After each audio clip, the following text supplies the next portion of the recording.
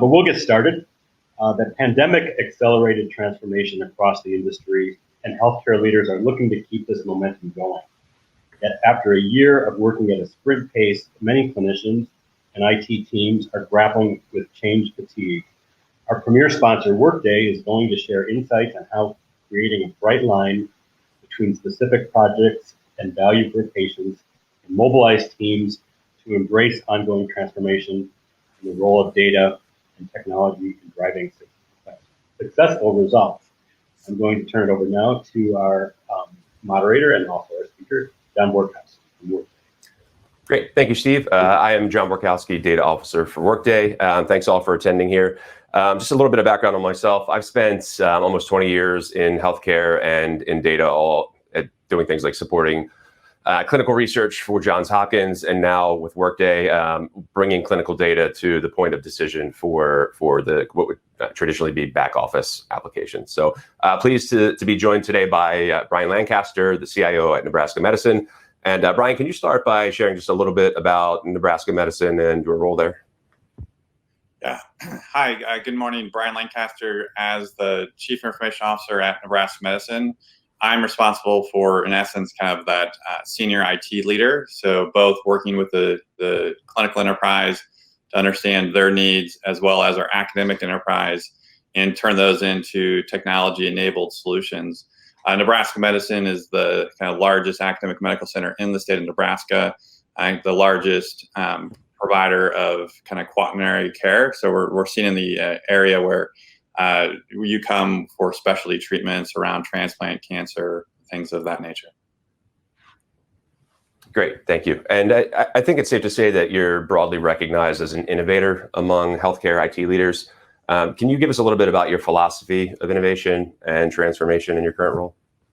Yeah, so I always like to first start off and say it's kind of a humbling statement to say I'm seen as an innovator, and because I think it's really interesting that on the conversation of innovation and transformation on what it really is, because I think what innovation and transformation really looks like is very different than most people think of. Because on the surface, if you look at what I'm doing, I think most people say it's not that innovative or transformational. And I think it really comes down to what's the definition of innovation or transformational. And to me, and I think this gets into more of the philosophy behind it. Sorry. Not only am I not transformational, I can't speak very well.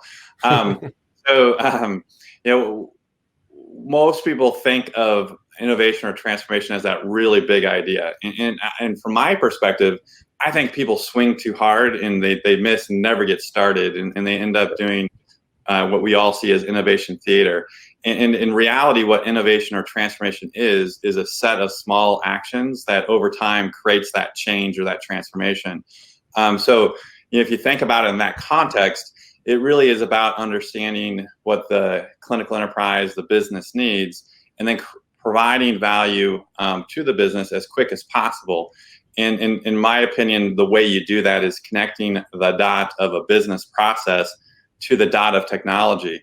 And I think an example that everyone can understand is really about thinking about the greatest candy of all time, which is Reese's Peanut Butter Cup. So you think about Reese's Peanut Butter Cup, it takes chocolate, which is pretty pedestrian, and peanut butter, which alone aren't that innovative or transformational. Combining them together and it's magical, right? So how do you create sustainable incremental change? Again, it doesn't sound that innovative, but if it starts to move the meter and solves a problem, then it starts to see value and transformation. So if you think about it in that context, what I try to do at Nebraska Medicine is really create an approach to IT where it's seen as a product or a service. And I see my job really as the product manager of IT. So if you think about IT service and launching a product or bringing a product to market, it's really similar. So what I mean by that is you're managing scarce resources. You have 1,001 different inputs. But based on all those inputs, you have to establish a minimal viable product, an MVP. And in the context of IT service, it's really what can I do to introduce new technology to the organization that provides some initial value.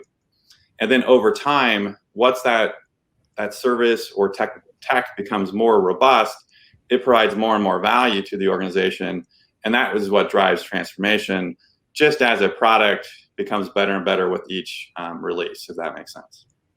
No, it absolutely does. And I really like the product manager kind of take on all of this. And so if you think about, okay, I'm PMing all of this and I want to kind of bite off, at least start with these smaller efforts that we know we can provide value really quickly. As the leader of those efforts, how do you help your team understand their role in the broader mission and how their projects directly impact things like research, education, and care? Yeah, and that's really the goal, right? Is how do you take a system engineer who comes in every day and is managing a system, either physical or virtual, and get them to understand what they're doing is impacting research, clinical care, our education mission, all those sorts of things. And if you take a step back and think about our mission at Nebraska Medicine, which is to lead the world in transforming lives to create a healthy future for everyone in our community through our educational programs, our innovative research, and our extraordinary patient care. I mean, that's a huge task. And I think it's also one that our senior leadership takes very, very seriously. But having said all of that, it's really hard for the kind of staff to understand their role in premier education, innovative research, and extraordinary patient care. So I see it as my job fundamentally is to create that translation or that golden thread from that high level task to their day-to-day work. And one of the ways we create that thread is we've adopted an approach that's modeled after BRM, business relationship management. But in essence, if you think about that product management mindset, it's creating focus groups with all the different clinical areas, administrative departments, the colleges and the institutes. And through that, we are enabling basically the building confidence and earning trust between our academic research and clinical enterprises and IT. So we capture the voice of the client.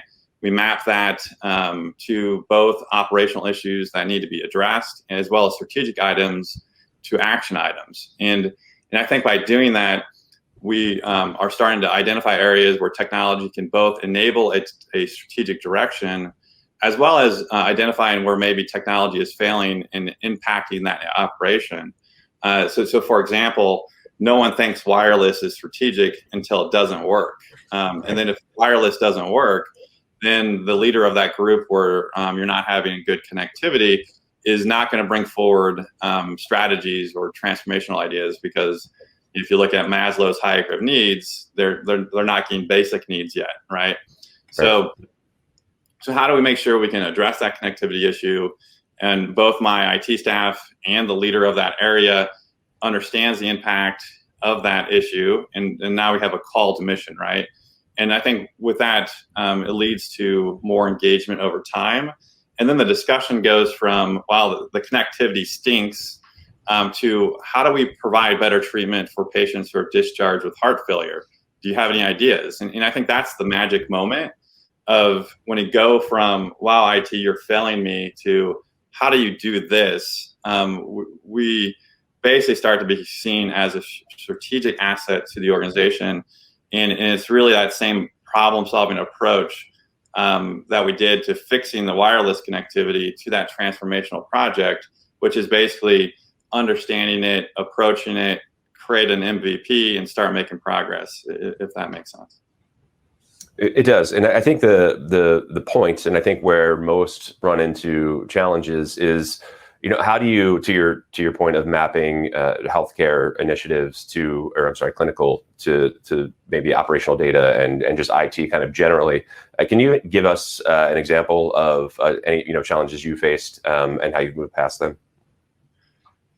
Yeah. So one, I think the intersection of healthcare and technology is a really exciting intersection. And one of the reasons I spent the last 20 years of my career kind of focusing on that. And I believe, just due to the unique aspects of healthcare, by using technology to improve healthcare, it can really make a lasting change on the health and wellness of all our communities, so again, so excited to be having these types of conversations and working on that intersection of healthcare and technology.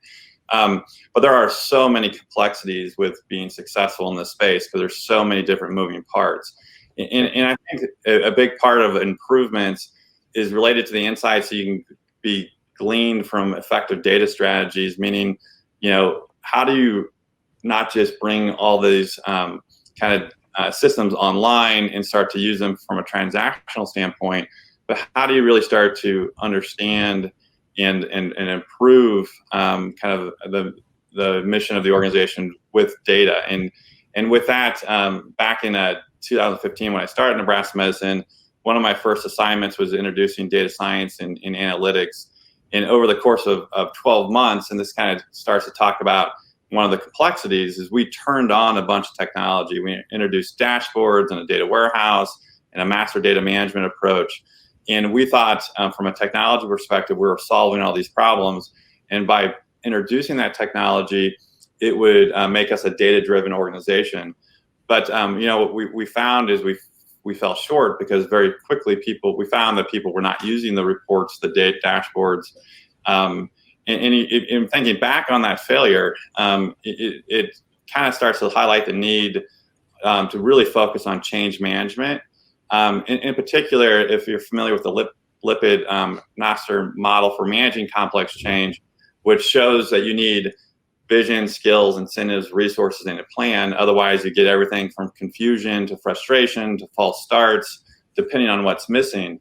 So if you think about that, kind of introducing data science and analytics to the organization, we had a vision, we had resources and a plan, but we were missing incentives. And due to that, very few people that were leading the organization were using data to make their decisions. They were wanting data to do things that I don't think is possible with data, which is kind of give them the exact answer versus guiding a direction. And if you know some of the complexities with data, you can see, kind of what I mean by that. So we're getting so many different requests for different slices of data that was deferring a decision.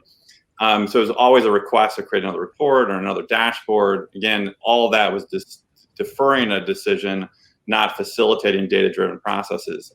And then, I think back on the last 12 months, and a really interesting thing happened during the pandemic. We got a clear incentive, right? So we had to focus on how do we operate our organization and the broader healthcare of our region with data. And that data was basically what number of cases of COVID, what's our ICU capacity, what's our vent usage, and also how do we predict where we're going to end up based on all these factors. So it was fascinating that through the pandemic, we saw the incentive to use a dashboard as part of our daily management meetings to drive decisions. And it was very rewarding to see how quickly we in IT could turn around the request, because we had all the technologies, right? If you think about that lipid master model, we had now everything in line, including those incentives, so that the leaders were using the data. Now, kind of as we're starting to come out of the pandemic, how are we starting to lean into that process, and how can we start to use our data science and analytics to make non-pandemic decision-making data-driven? And we're really thinking about how to hardwire the process for those data-driven decisions that we are now equipped to make, because we have all those aspects in line, if that makes sense. It does, and it's always so interesting when I have these conversations, because if you think about the fundamental building blocks, if you will, of data-driven decision making, and things that seem simple, but really are everything around culture for data. So data literacy, data discovery, all of those kinds of things, and you kind of take for granted how you every time you start a new effort, you almost have to restart with that kind of stuff, and an extension of that then is, COVID as forcing function, and everybody's on board way more quickly than they would have been historically. So kind of teasing out that theme of bringing data to the point of decision and empowering leaders to make those decisions without having to involve IT. Can you share specific use cases around that? Yeah, so absolutely, and I think one of my viewpoints on technology and understanding the value of technology and mapping it to kind of those key MVPs is really three kind of major buckets. So the first bucket is just automation. So getting a transactional system in line that kind of helps with the workflow. and that for in healthcare, I think has been greatly achieved. So we have all these transactional systems, and now we're really starting to work on the next tier or the next kind of evolution, which is how do we now start to not just do what we used to do with a computer system, but how do we do it better, right? And then once we start to do it better, efficiencies and things of that nature, then you start to see the third tier, and really just starting to get into this space, is how do you do something that wasn't achievable without technology? So again, it's that start small, make incremental improvements just with automating the transactions, getting to improvements with efficiencies, and then the third step is doing something you couldn't do. And I think kind of these data-driven topics really speak to that. So Nebraska Medicine, like most organizations, are on electronic medical records. So we have the clinical data. We kind of moved off a legacy ERP onto Workday, interesting enough, during the pandemic. And that kind of gave us that next tier of kind of improvement from where we were with our legacy system to now we have some efficiencies and some improvements with data. And one of those key things in healthcare is really how do we manage the cost of healthcare, right? So rising costs, and there's so many complexities to it. And the raw data that tells us the answers to that is going to be in our electronic medical record and in our ERP system, because it's all going to be the cost of care, which are the people and the supplies that are kind of used in the care process. So now that we have all that data in Workday now integrated within our electronic medical record, we can now look at preference cards for different surgeons and connect that preference card, what supplies they're using for surgery, and we can compare that to different outcomes and costs.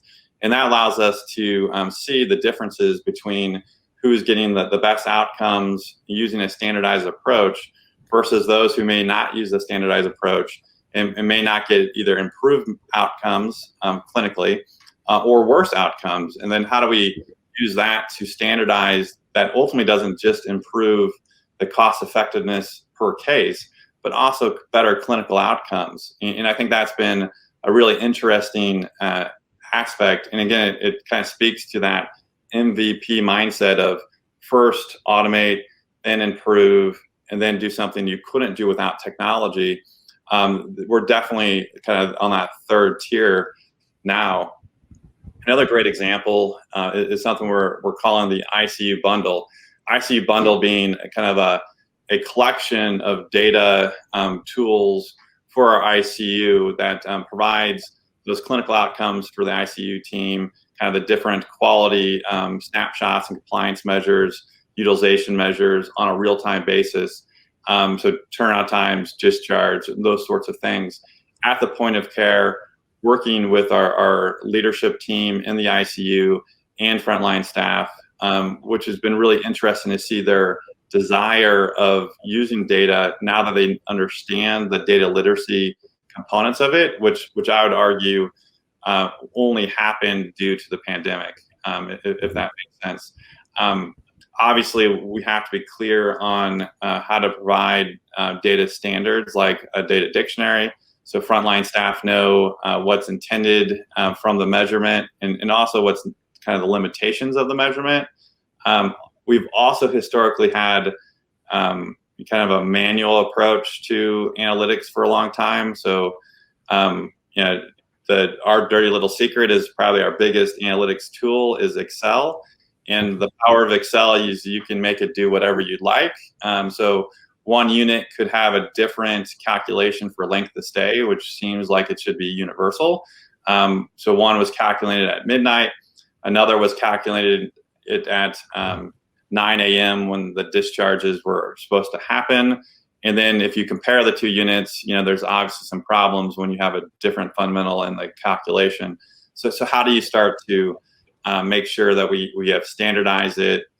And that gets into a very interesting topic, I think, around data governance. So how do you get agreement from all the different units on what length of stay and other measures should be? And then once you have an agreement, How do you train up people to understand that how they were calculating length of stay might be different now based on the standard? And then how do we make sure we have a feedback mechanism on any improvements that need to be made based on a new idea or a new opportunity or things such as that? Yeah, that's great, and it's so pardon me, it's so near and dear to my heart, and it's something that I love to geek out on, which I have to assume puts me in a very small percentage of the population. But those things, those data literacy activities are so important, and being able to make sure that everyone is playing from the same sheet of music is absolutely critical in this. And so we spoke previously about how the foundation you had in place helped shift quickly to support remote work. How does virtual work fit into your future plans, specifically for IT? Yeah, so that's also something near and dear to my heart. And to be honest, we had started thinking about virtual work back in 2019, because in essence, because we were running out of space. And it's always interesting if you think about a dedicated IT area, and then you think about the work of IT and how we should be aligned with the clinical enterprise or the research enterprise or the academic enterprise. So in essence, we shouldn't be coming and collaborating with IT folks. We should be collaborating with our colleagues and the other aspects of the business. So we're running out of space. Many times, a lot of our IT staff were in other parts of the business helping folks. So we were thinking about, what could we do to, in essence, kind of free up some space, as well as get better aligned to the business and meet them where they're at. So we had started to work on a kind of a virtual approach, kind of redefining work from not what you do, or not where you go, but what you do. So we've kind of did that in the fall of 2019. And so, kind of good fortune, because in March of 2020, we didn't really miss a beat. And we have seen some really promising things in terms of our productivity. And also, I would just say maybe some alarming things also tied to that productivity. So it's really good if you think about the positive aspects. I think we're more productive and we're more collaborative than we've been historically. And I think that's interesting. You think about my staff of 400 are pretty much have been working virtually since March of 2020 at scale. So over 90%. And then, like as I mentioned, we had started a smaller percentage of that in the fall before that. And it's interesting because I think the technology in working remotely allows us to be more connected. Platforms like this, it's much easier for a staff of 400 to come together who would have been scattered all over the campus and never physically in the same room anyways. And it could go weeks or months without seeing many of them. Part of what we've done to kind of enable that daily connection and the culture, as well as improved communication, is we do a morning IT daily shout out or stand up. It's basically a 15-minute kind of overview of IT operations by each domain. So infrastructure, applications, etc. And we basically start just to share, are you green or are you having an issue? And then it also allows for key representation from each of the different business areas or clinical areas to hear and raise an issue if we need to address something in real time. So it's been a really great way for us to stay connected. And I think that's also a simple example of transformation. If you now have kind of real-time information from both IT disciplines, cross disciplines, as well as with the business, you start to see more engagement, you start to see more relationships, you start to know who to contact. So I think that's really great. So I see virtual work continued to go forward with a couple of caveats. And when we're working through this as a leadership team, we basically have said, virtual work is part of a strategic direction. It's strategic for us because I think it allows us to be more cost effective with our space, allows us to recruit from a broader perspective than just in the Omaha region. And all those sorts of things. But I also think not everyone is productive in those virtual sessions, right? Because some people really would struggle with the focusing on work when there's a TV, there's a refrigerator, there's a couch, so it's those types of people. I think a couple things. It could be a employee preference to say, I'm just not as productive, or I don't have a good space. So we want to kind of provide that with coming in, with a space, and then also management discretion and role requirements. I mean, we have roles that require you to physically touch hardware. So obviously those roles would have to come in, that sort of thing. And then if you think about maybe the negative side is, and it kind of ties back to that productivity, how do you make sure people aren't too productive in making sure that they are turning work off? And I think that's a real important need, especially when you think about the folks who work in healthcare and are so passionate about the mission. They typically won't turn it off. So you kind of have to coach them to turn it off, and to help model what life-work balance looks like in this new world. So again, if you think about our productivity, we did a Workday deployment, a Salesforce project, 3 EMR upgrades, responded to a cyber attack, all while working virtual. So I think that is kind of interesting to see our level of productivity increase. But how does that lead to burnout, and how do we manage that burnout? Sure. Yeah, and that's the aligns with a number of things that we see at Workday. Speaking to other customers, is how do you account for and manage kind of that disruption of maybe being able to hire a little further afield? How do you make a hybrid return to the office work properly?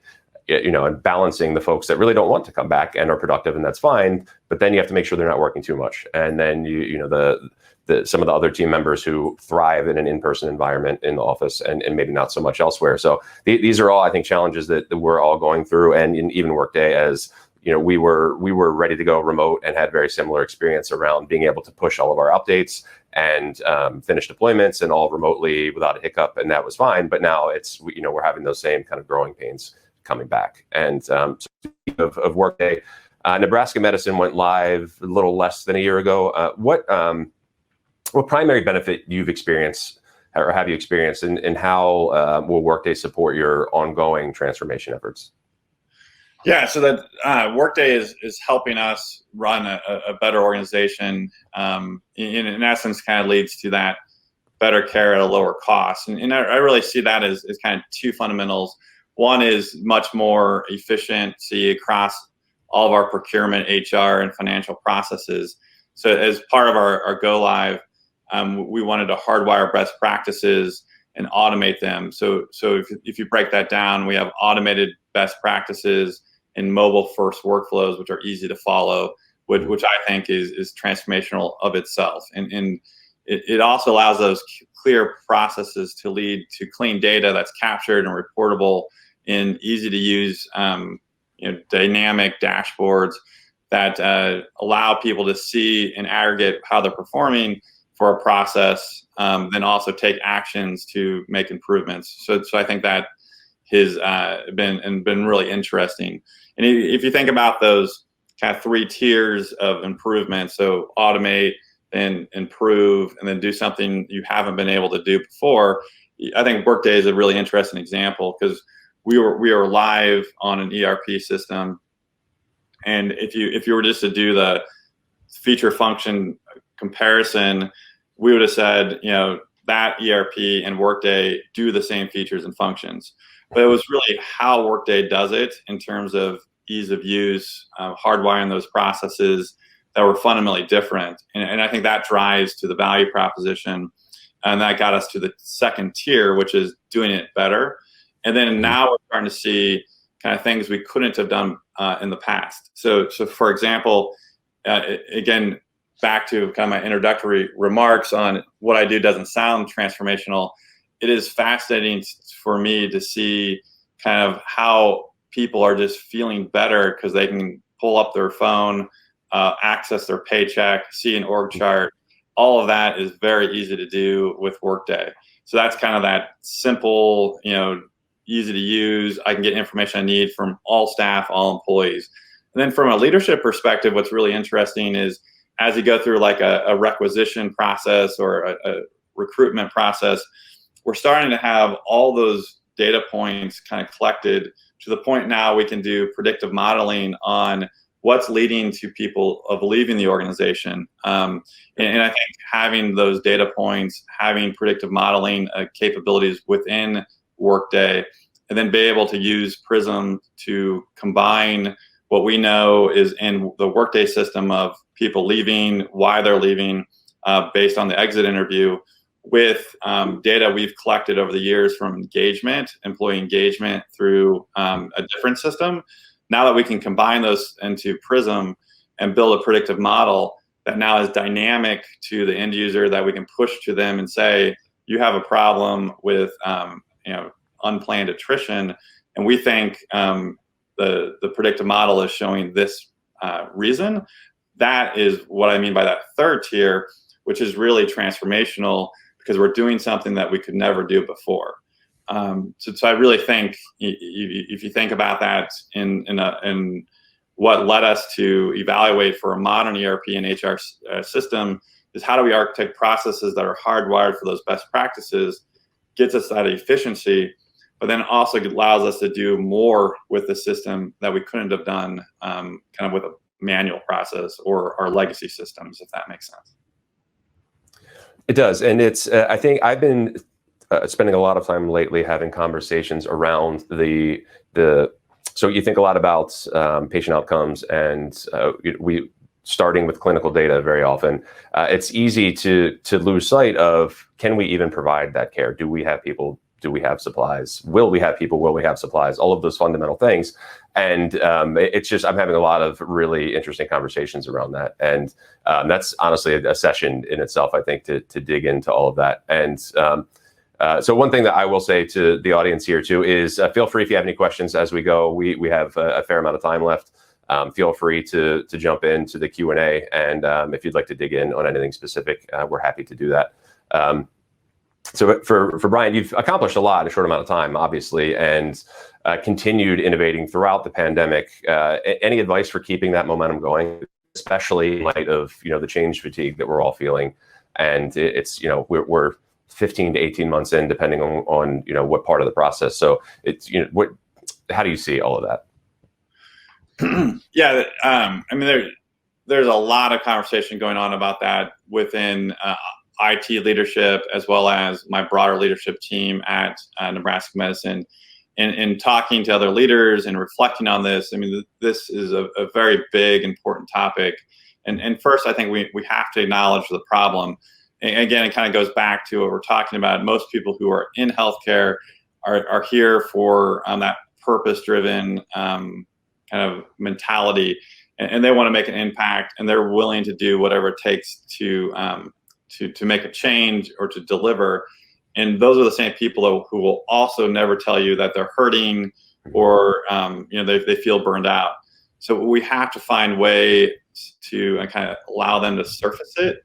And I think having conversations directly with them are critical. And a good manager knows their employees, both in terms of who's under and overperforming, and then needs to think of themselves as a coach to help them, either turn it off. It's okay now in a virtual world to really rethink about the 9-to-5 world, right? So if I have a downtime at 10 o'clock and you want to take an hour break to walk the dog, or whatever you need to do to recharge, I think people should be free to do that. And again, it's rethinking work is not where you go, it's what you do. And it's no longer 9-to-5. I think another key thing is just check in with people, and as a leader, understand your role as a coach, and make sure you're modeling. I think the balance, right, and show them that you have hobbies and outside interests, and then also just introduce resources for healthy living and how to manage stress and make sure they're plugged in to family and friends.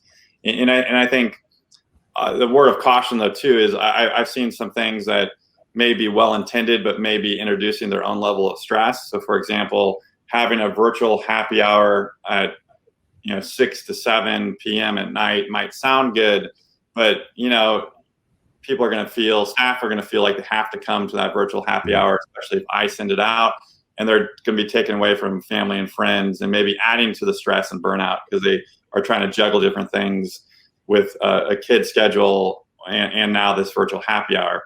And then another thing that I try to do is limit the off-hour requests, right? So as the senior leader of a large department, I can create stress if I send someone an email at 10 p.m., right? So now they think they have to respond by 11 p.m. So just kind of manage that expectation. So make sure you model it, you coach it, and you kind of are plugged in.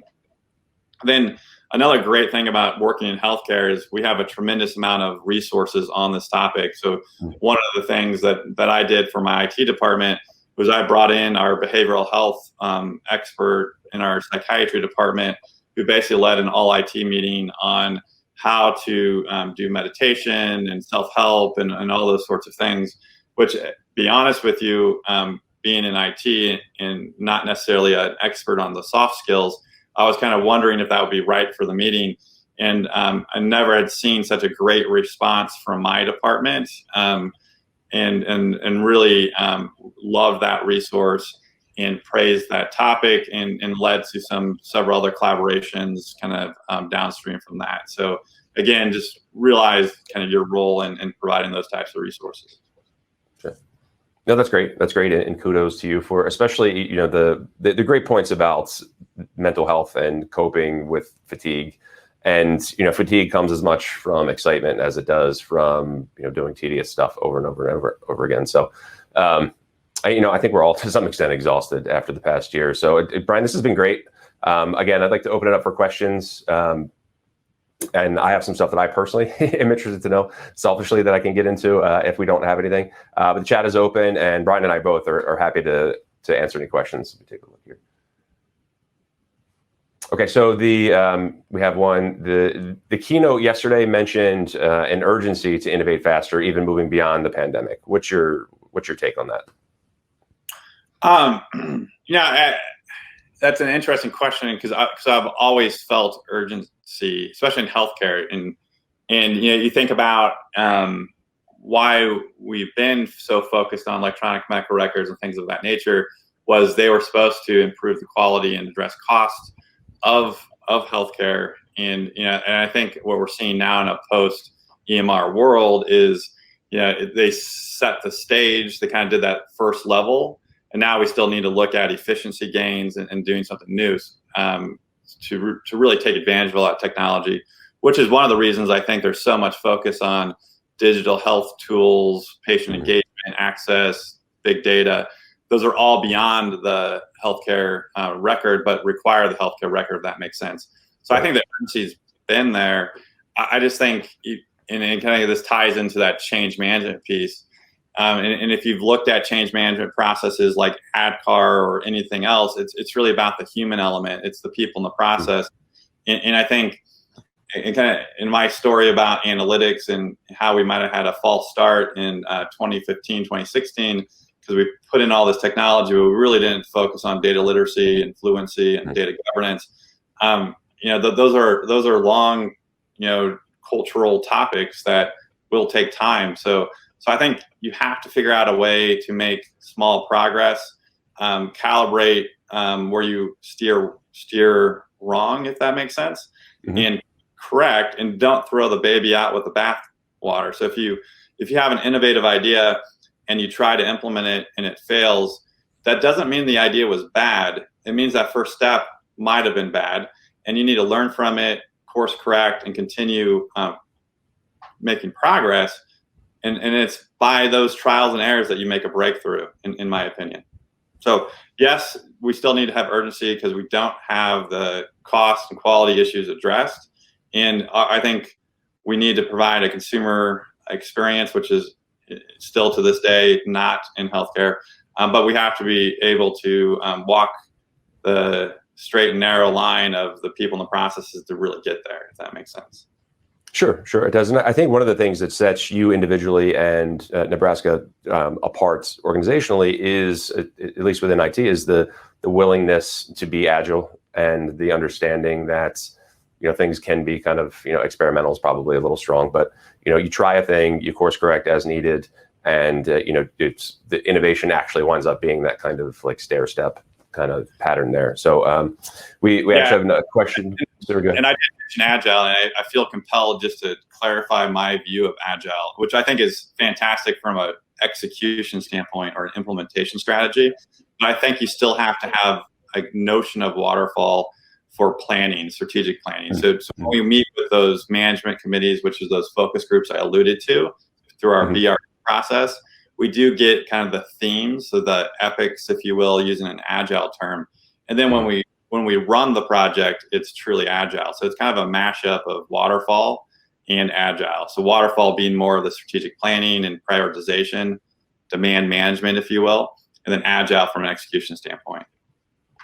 Yeah, and that makes, I appreciate that clarification. That makes a lot of sense. And I think it's also very helpful to be able to set measurable goals as you go too, right? It's, what is the definition of success? How do we define it? How do we measure it? And so I think actually we have one that popped up here. Yep, we still have a couple of minutes here.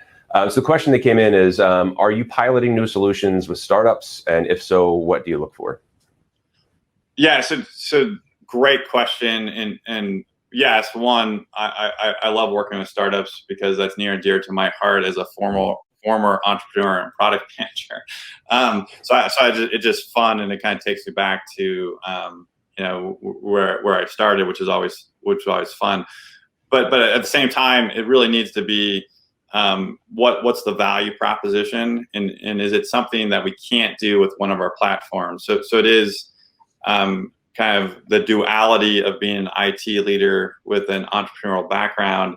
Is we still have platforms, we still want to maximize the utility of those platforms. So we always start with the question of why not Workday, why not Epic, why not Salesforce, right? And prove to us why we can't do it in one of those areas. And then usually that gets into a unique value proposition. And what I'm seeing is that is getting into those areas that I was mentioning before, which is beyond those platforms, and gets into kind of the notion of digital health. So how do you engage consumers, attract them to your services, provide those services to them on a synchronous or asynchronous basis, online, and then drive them to our care facilities for in-person care. There's a lot of startups in the space, and that's an area we're looking at. I think remote patient monitoring, diagnostics, all those cool AI components are things as well. So those are all things that we have not seen from a platform that we think a startup could do, but it's all tied to the value proposition of those startups. Got it. Okay, no, that's a great answer, and it actually dovetails with something that I'm specifically curious about, and I'll try to make this the last question.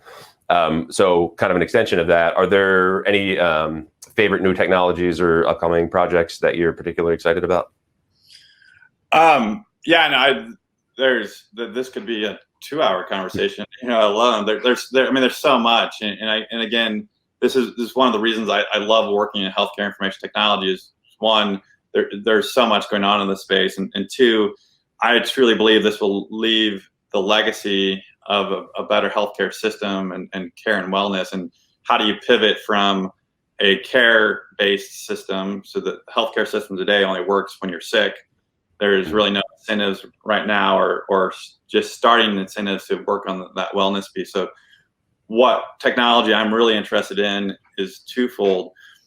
And it's all under the banner of digital health, which probably means nothing to no one because it means everything to everyone. So we have to really break that down.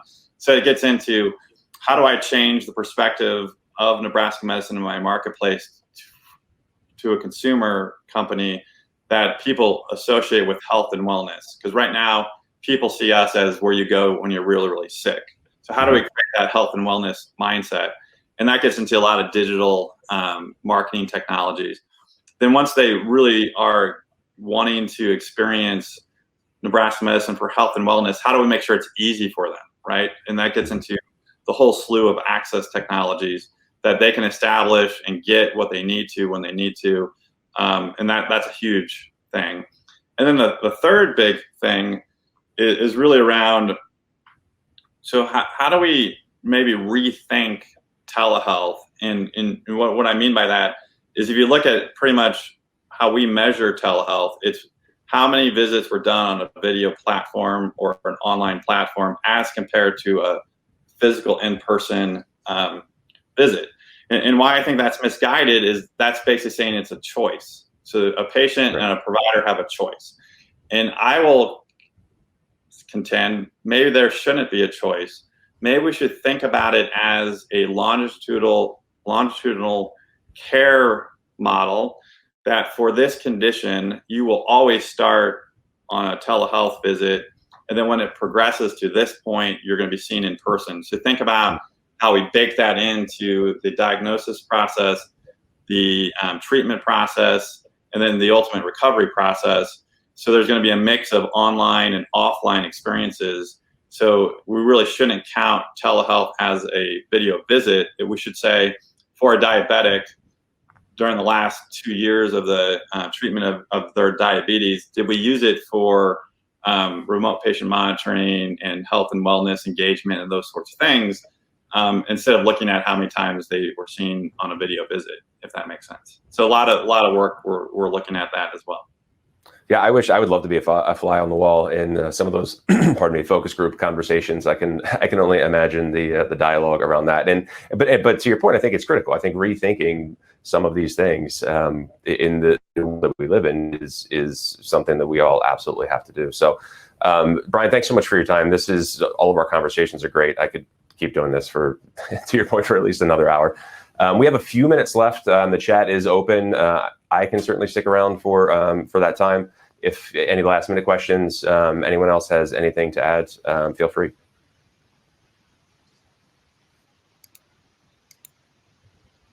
I think that's about it. All right. What's the best way to get more information on you or Workday or your products? So folks can feel free to reach out to me directly on any of the standard platforms. I know our account teams have a presence here, and through the event platform, that's probably the most expedient way right now. But again, feel free to track me down personally any way that you see fit, and I can have everyone share my info as well. So that is it for me. Okay, well, that takes us to the end of the session. John and Brian, thank you for the great session, and thank you to our premier sponsor, Workday. Thank you to our audience for the great questions.